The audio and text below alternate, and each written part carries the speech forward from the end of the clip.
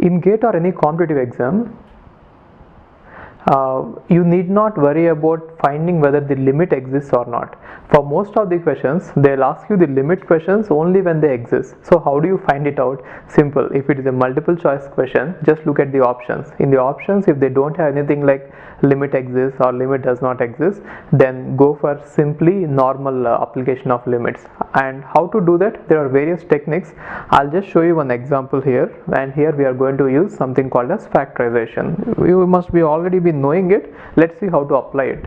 Let us say the question is like this: limit x tends to 3, assume that it is x power 4 minus 81 divided by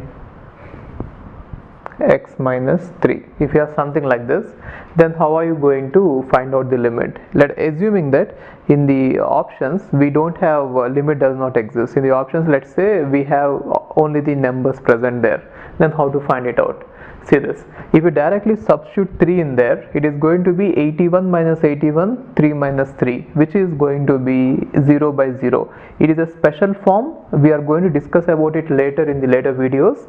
Or here, what it means is the value does not exist. It is indeterminate. It is not defined.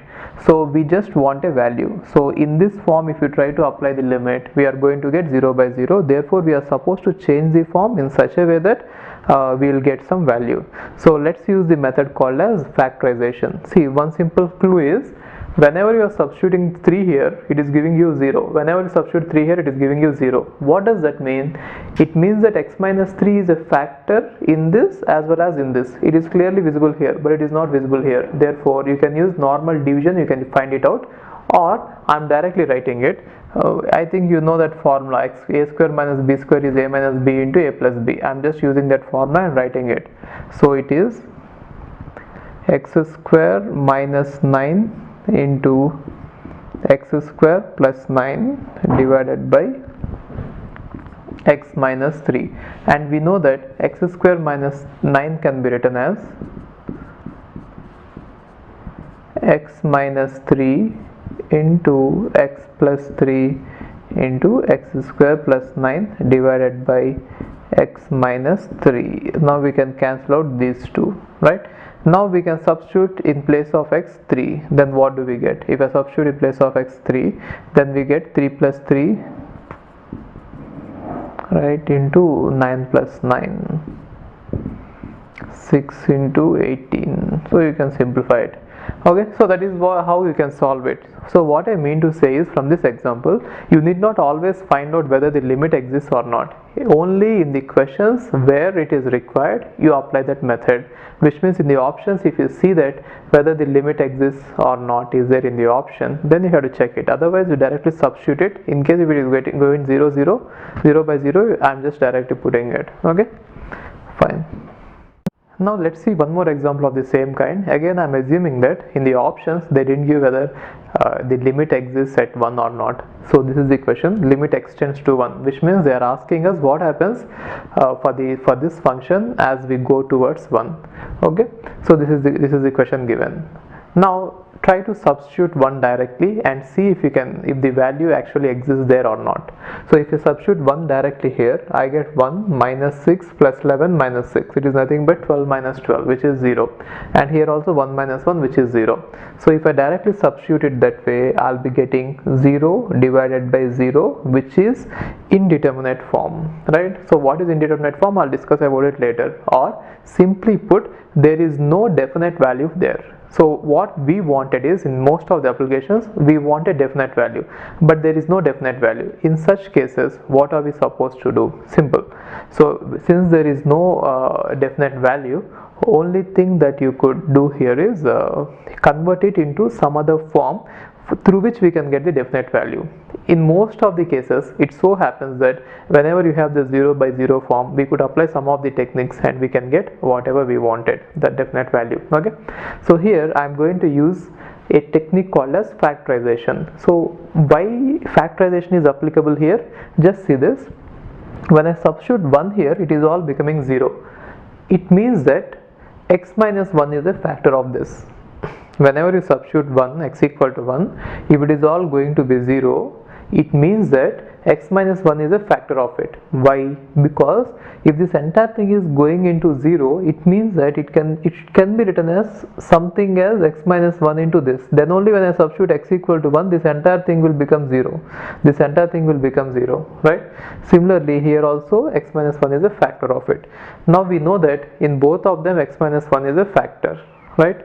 So what you can do is directly try to write both of them as product of x minus 1s, and you can analyze it.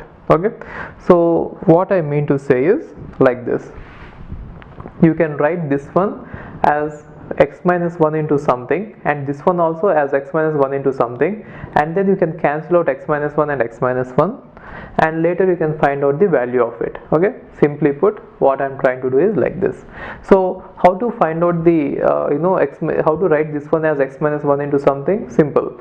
If you can divide it, you do that. If you don't know how to divide it, or if you are looking for some other simpler way, then simple way is you can build the entire function by using this one as a building block. Just observe this. See, I want to use x minus 1 as a building block, and I want to build this entire function, right? So let me build it term by term. First I want to build x cube. So if I use x, and if I have to build x cube, then I have to multiply it with x square. That is the reason I'll be multiplying this with x square into x minus 1. Now what will it give me? X cube minus x square, isn't it? X cube minus x square. But what do I want? Minus 6x square. But what do I have? Minus x square. Therefore, how much do I need? Again, minus 5x square. Therefore, multiply it with minus 5x and again x minus 1. Then what do I get here? Minus 5x square. Already minus x square is there. Therefore, it is going to be minus 6x square. Right? And what is remaining? Plus 5x. So 5x is remaining here. Here I have 5x and here I have 11x. Now what do I need? Plus 6, isn't it? 6x I need. Therefore plus 6 into x minus 1.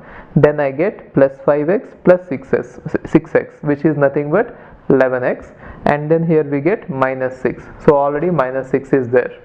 Therefore it is complete. So I have written the entire function as if it is like this. So what can I write this one as? I can pull out x minus 1, isn't it? I can pull out x minus 1 and I can write the remaining terms here. What is remaining?